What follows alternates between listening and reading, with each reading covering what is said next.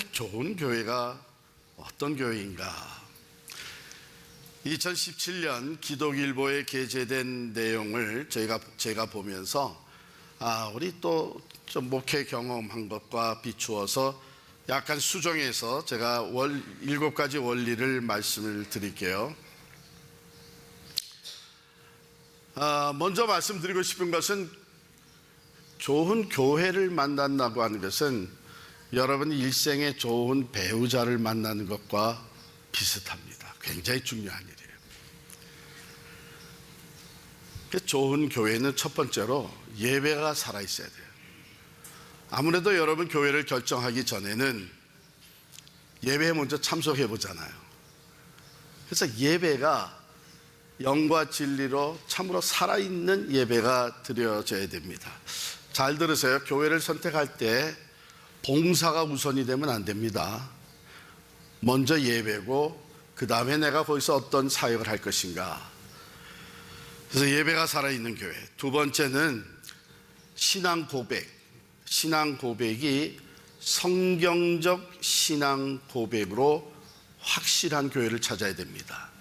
이거를 우리가 보통 Statement of Faith라고 하는데, 개교회가 이 Statement of Faith를 가지고 있든지 아니면 그 교회가 속한 교단이 이런 신앙 고백서를 가지고 있습니다. 그래서 그것을 먼저 들여다봐. 다른 시설이나 프로그램 전에 왜 이 신앙 고백은 마치 우리 몸의 뼈대와 같고 집을 질 때 기둥과 같습니다. 이게 불안하면 거의 거할 수가 없어요. 그래서 성경적 신앙 고백. 세 번째, 성경적 부담을 요구하는 교회가 좋은 교회입니다.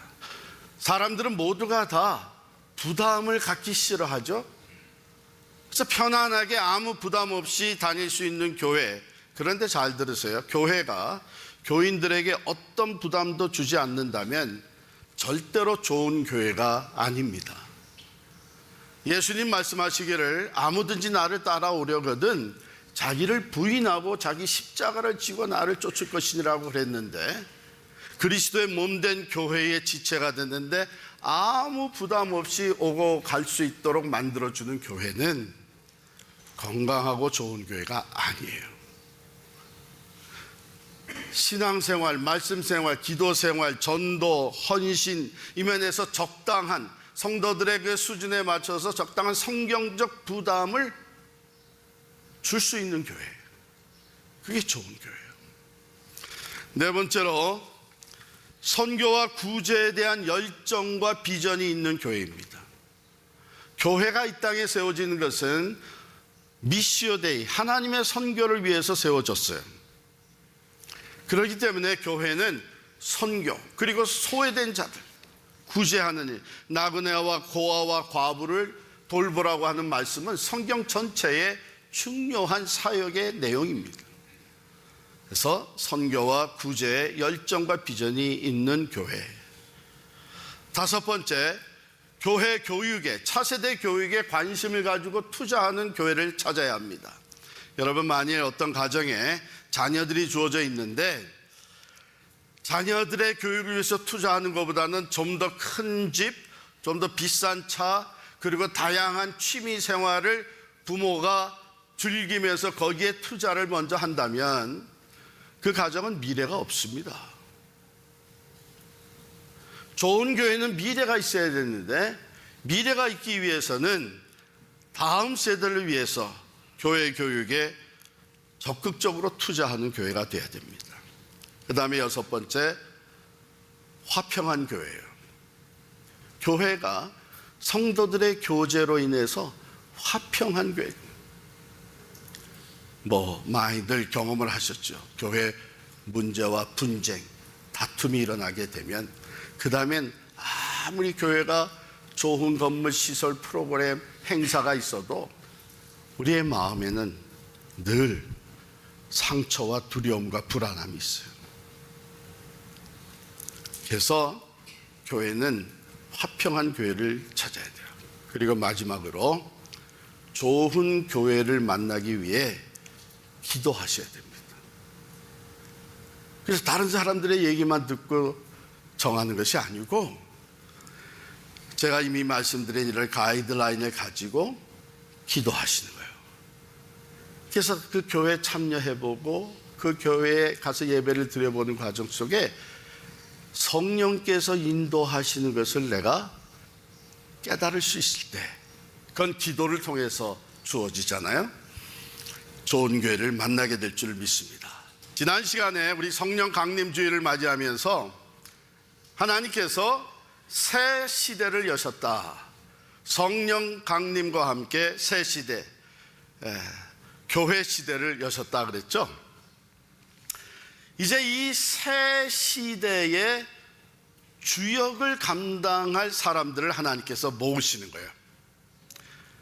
하나님은 시대만 여신 게 아니라 이제 그 새 시대의 주역을 감당할 사람들을 모으셨는데 그것이 교회예요.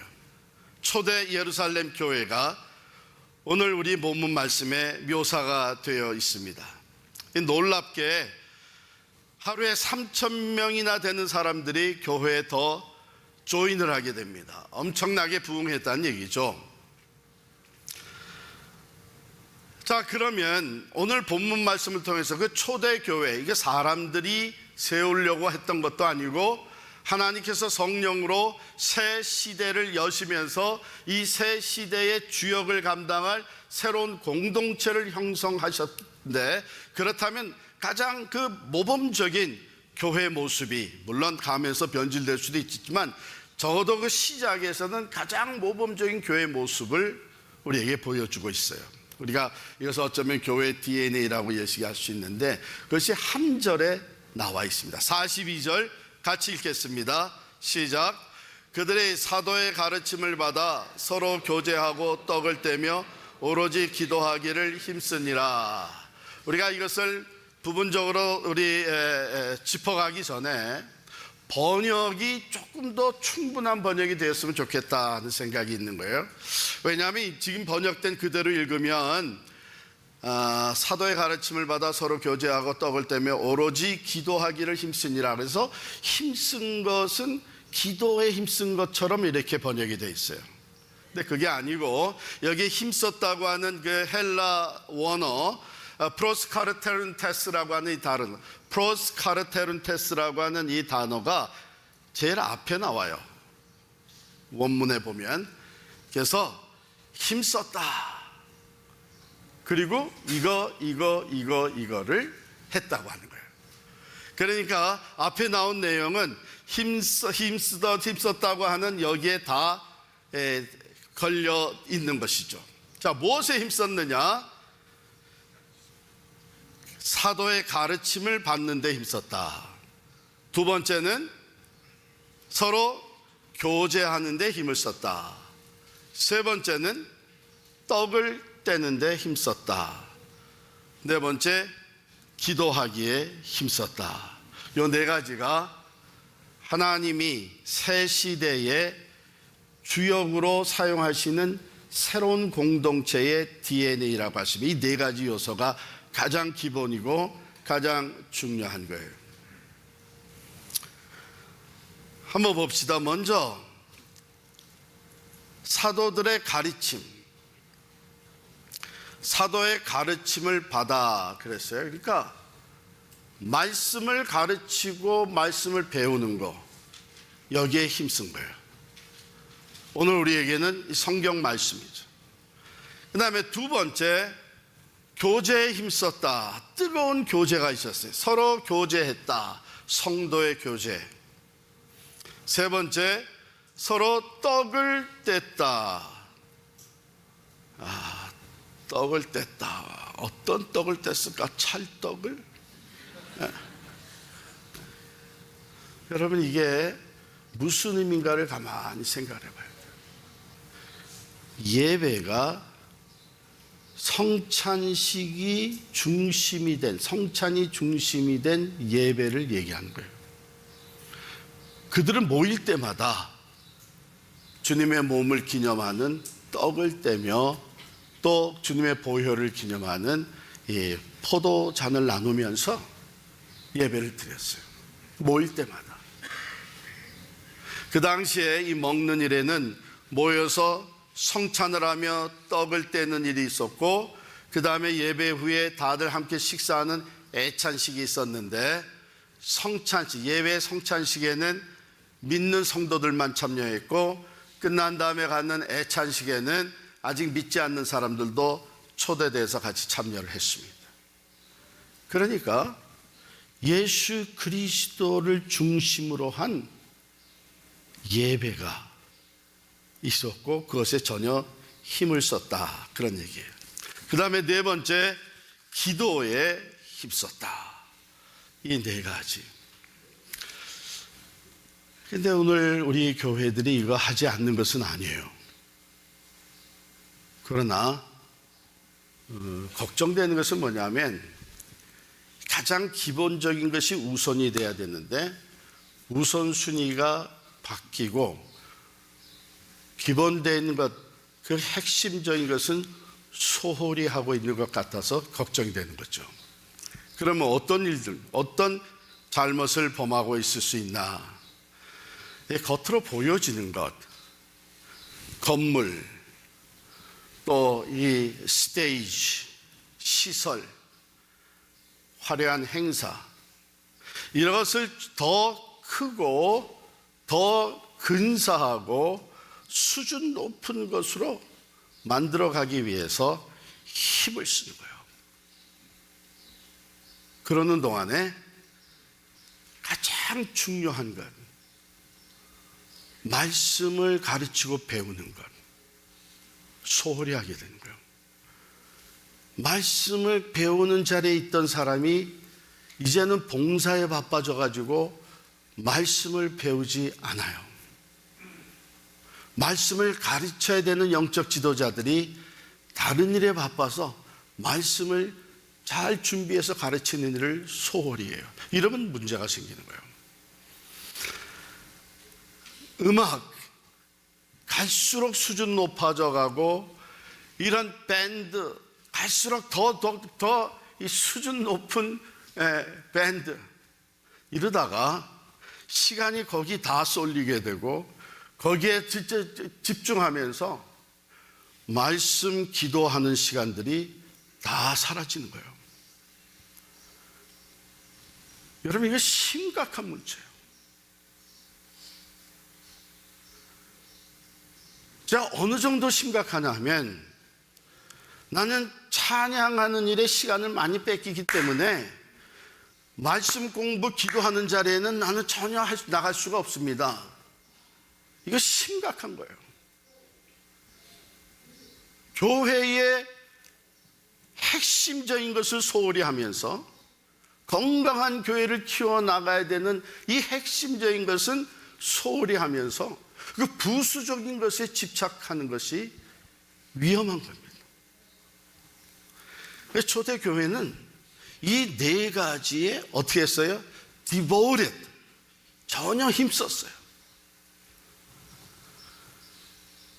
교회가 마땅히 해야 된, 즉 교회를 이루고 있는 우리 자신들이 마땅히 해야 될 것에 힘을 쓸 때에 거기서 나타나는 현상, 결과들이 어떤 것이냐? 그게 이제 43절부터 47절까지 나오는 거예요. 보세요. 저들이 말씀과 교제, 사랑의 교제와 그리고 성찬 중심의 그 예배와 기도에 전혀 힘썼을 때에 그 초대교회는 어떤 모습으로 성장하기 시작을 했느냐? 43절 보면, 사람마다 두려워하는데 사도들로 말미암아 기사와 표적이 마땅히 나타나니. 아니, 목사님, 아니 교회가 두려움을 조성하는 교회가 되면 되겠습니까? 이렇게 얘기할 수 있겠죠. 여기에 두려워한다는 것은 뭐냐 하면 경외하는 거예요. 경외하는 거예요. 누구를? 하나님을. 왜? 말씀을 가르치고 말씀을 받고 그 말씀대로 살아가면서 기도하는 가운데에 하나님의 응답이 나타났는데, 문제가 해결되는 정도가 아니라 기사와 표적이 나타납니다. 사람으로서는 할 수 없는 놀라운 일들이 벌어지는데 이건 하나님이 하셨다. 우리 가운데 하나님이 계시다. 이 말씀의 권위는 하나님께서 사도들에게 주신 권위다. 이 말씀대로 응답하시는 하나님은 살아계시다. 이것이 공동체 안에 모두가 다 함께 느껴지는 거예요. 두려워지는 거죠. 여기 하나님이 계시는구나. 우리 가운데 하나님이 살아 역사하시는구나. 하나님에게 말씀대로 이루시는구나. 우리의 기도를 하나님은 응답하시고 기적과 같은 일들도 행하시는구나. 이걸 한마디로 요약하면 교회가 영적 권위가 세워지는 거예요. 영적 권위는 다른 걸로 세워지는 것이 아니라 하나님이 함께 하신다고 하는 증거로 세워지는 겁니다. 그리고 이 네 가지를 충실하게 힘썼을 때에 또 나타난 현상이 뭐냐 하면 우리 44절 45절 같이 읽겠습니다. 시작. 믿는 사람이 다 함께 있어 모든 물건을 서로 통용하고 또 재산과 소유를 팔아 각 사람의 필요를 따라 나눠주며. 공산주의가 됐다는 얘기 같죠? 그 비슷해요. 사랑의 공동체로 완전히 세워지는 거예요. 오늘 현대 우리의 삶에 우리가 느끼고 있는 것이 이 세상이 점점 더 개인주의가 되네. 그런데 개인주의로만 끝나는 것이 아니라 그것이 이기주의로 발전을 하는 거예요. 그러면 이기주의에 나타나는 뚜렷한 현상 중에 하나가 뭐냐면 자신의 의무는 소홀히 하면서 권리를 주장하는 거예요. 내 것도 내 것이고 내 것도 내 것이고. 이기주의가 팽창하면서 이렇게 되면서 사실 우리가 사회가 점점 빈부의 차가 커지잖아요. 이미 넉넉히 가진 사람들의 욕심은 한이 없어요. 그런데 이 교회는 하나님이 세우신 새로운 공동체는 내 것도 내 것이고 내 것도 내 것이고 이게 다 우리의 것이 되는 거예요.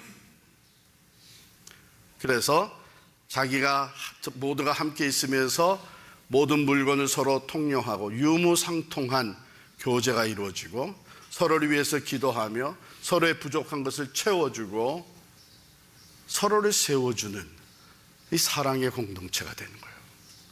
교제에 힘쓰는 가운데 그렇게까지 발전을 한 것이죠. 그래서 나중에 보면 바나바와 같은 사람은 다 자기의 땅을 다 팔아서 사도들에게 가져와서 가난한 사람들에게 다 나눠주게 됩니다. 그 다음에 보면 46절 다 같이 읽겠습니다. 시작. 날마다 마음을 같이하여 성전에 모이기를 힘쓰고 집에서 떡을 떼며 기쁨과 순전한 마음으로 음식을 먹고. 자, 초대교회 성도들이, 그 예루살렘 초대교회 성도들이 모인 장소가 두 곳이 나오는데 어디예요? 성전에 모였고 또 집에 모였어요. 이게 오늘날로 얘기하게 되면 이렇게 성전에 교회에 다 모여서 우리가 주일 예배를 드립니다. 그리고 흩어져서 집에서 모여요. 그것을 셀이다, 구역이다, 목장이다. 우리 교회는 뭐라고 불러요? 은사동이라고 부릅니다. 그럼 다를 게 뭐 있어요? 전체가 다 모여서 예배 드리는 거 필요하고 그 예배를 통해서 하나님의 임재를 특별히 경험하고 우리의 모든 은사가 함께 합쳐져서 하나님의 신령과 진리로 예배하는 데 사용이 됩니다. 너무 좋아요. 그런데 서로의 사정은 잘 몰라요. 그래서 집에서 모인, 여러분 이 3,000명이 넘는 사람들이 어느 집에 가겠어요? 그러니까 각각 흩어져서 가정, 은사동과 같이 소그룹으로 모이는 거예요. 그럼 소그룹에 모여서 뭐 했느냐? 거기서도 떡을 뗐다. 거기서도 소그룹으로 이 주님 성찬을 중심으로 예배가 드려지는 거예요. 그리고 기쁨과 순전한 마음으로 음식을, 애찬식을 해요. 서로 음식을 나누면서 사랑의 교제가 이루어지고 하나님을 찬미합니다. 마지막 절에 가서 우리가 모든 교회가 원하는 교회 성장의 비결을 얘기해 줍니다. 47절 다시 한번 읽어요. 시작. 하나님을 찬미하며 또 온 백성에게 칭송을 받으니 주께서 구원받는 사람을 날마다 더하게 하시니라. 잘 들으시기 바랍니다. 우리가 교회 성장을 이루는 것이 절대로 아니에요. 우리가 프로그램과 행사를 통해서 믿는 사람을 더할 수는 절대로 없어요. 우리가 사람은 모을 수 있습니다. 그러나 구원받게 하는 것, 믿는 자가 더해지는 것은 하나님이 하시는 거예요. 우리는 뭘 해야 돼요? 교회의 새로운 공동체의 본질적인 것에 충실하게 되면 하나님이 믿는 자의 수를 더해 주시는 거예요. 주변 사람들에게 칭찬받는 교회가 되고, 누구나 가보고 싶고 누구나 파티시페이트 하고 싶은, 참여하고 싶은 공동체가 되는 거예요. 믿는 자의 수를, 구원받는 자의 수를 더해 가시는 분은 하나님이시다. 그러면 그 하나님은 참으로 믿는 자, 구원받는 자들을 공동체로 보내셔야 될 텐데, 교회로 보내셔야 될 텐데, 하나님이 눈을 뜨고 살피실 거 아니에요. 어느 교회에 보내야 마땅한가? 하나님이 보여주신 대로 교회의 가장 기본적인 것에 충실한 교회, 열심히 말씀을 가르치고 배우는 교회, 성도가 서로 뜨겁게 사랑하며 교제하는 교회, 누가 오든지, 그리고 주의 성찬을 중심으로 뜨겁게 예배하는 교회, 그리고 기도에 힘쓰는 교회. 하나님이 독생자 예수 그리스도의 피값 주고 사는 그 구원받는 사람들을 아무데나 보내겠어요? 이런 교회 보내는 거예요. 여러분, 이 새로운 공동체를 통해서 이제 땅 끝까지 교회가 퍼져나가기 시작을 합니다. 우리는 늘 이 예루살렘 성령께서 세우신 새로운 공동체를 들여다보면서 거울 삼아 우리 자신들의 모습을 돌아봐야 되는 거예요. 다시 한번 얘기합니다. 어떤 행사나 프로그램이나 시설이나 또 이런 것들을 위해서 시간을 거기에 다 투자하고 진정으로 해야 될 것을 소홀히 하게 되면 사람은 모을 수 있지만 구원받는 자의 수가 더해지지는 않습니다. 자, 그러면 이게 교회의 모습인데, 교회가 뭡니까? 우리가 교회예요. 우리는 이것을 철저하게 경험을 했죠. 교회는 건물이 아니고 사람이다. 우리가 교회예요. 그렇다면 이런 새로운 공동체를 세워가는 건 누가 하는 겁니까? 우리 스스로가 하는 거예요. 그러니까 우리 한 사람, 여러분 각자의 삶에 이 네 가지가 자리 잡아야 돼요. 말씀을 배우는 거, 소그룹으로 모여서 뜨겁게 서로 사랑하는 교제, 그리고 예배 자리에 주님 중심으로 하는 뜨거운 예배에 참여하는 것, 그리고 기도에 힘쓰는 것. 이거 남이 하는 거 아닙니다. 내가 교회고 우리가 교회를 세우고 있기 때문에 이것이 우리 각자의 삶에 균형 있게 자리 잡아야 되는 거예요. 거기서부터 새 시대를 열어가는 하나님의 쓰임받는 새로운 공동체가, 그 주역을 감당하는 공동체가 세워지는 겁니다. 정말 우리 교회가 이런 초대교회 모습을 회복할 수 있게 되기를 간절히 축원합니다.